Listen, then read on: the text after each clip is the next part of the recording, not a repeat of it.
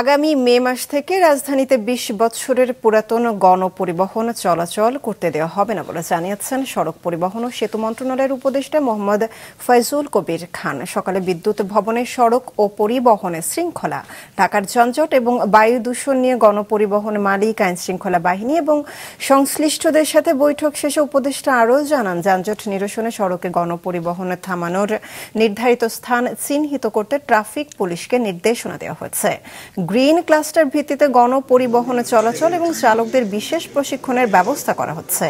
সেবার মান বাড়াতে বিআরটিকে ১ মাসের সময় দেওয়া হয়েছে বলে জানান উপদেষ্টা। এদিকে বায়ু দূষণ কমানো সহসাই সম্ভব না উল্লেখ করে পরিবেশ উপদেষ্টা সৈয়দা রিজওয়ানা হাসান জানান, বায়ু দূষণের সৃষ্ট জনদুর্ভোগ কমাতে কাজ করবে বিশেষ টাস্কফোর্স। বিআরটিএ কে ১ মাসের জন্য সময় দেওয়া হয়েছে। বিআরটিএ যদি এর মধ্যে তাদের অবস্থার উন্নতি করতে না পারে, তাহলে বিআরটিএ এর বিরুদ্ধে ব্যবস্থা গ্রহণ করা হবে।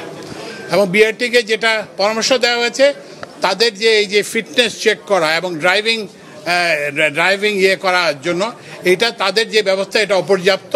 এটা অন্যান্য গ্যারেজকে দিয়ে এবং অন্যান্য ড্রাইভিং স্কুল কিংবা কারো সহায়তা নিয়ে, পুলিশের সহায়তা নিয়ে এটা আরো দ্রুততর করতে হবে। আমরা যদি বায়ু দূষণটা ৩০ ভাগ আসে পাশের দেশ থেকে, ২৮ ভাগ আসে পাওয়ার প্ল্যান্ট থেকে, রাতারাতি তো এটা অ্যাড্রেস করা সম্ভব না।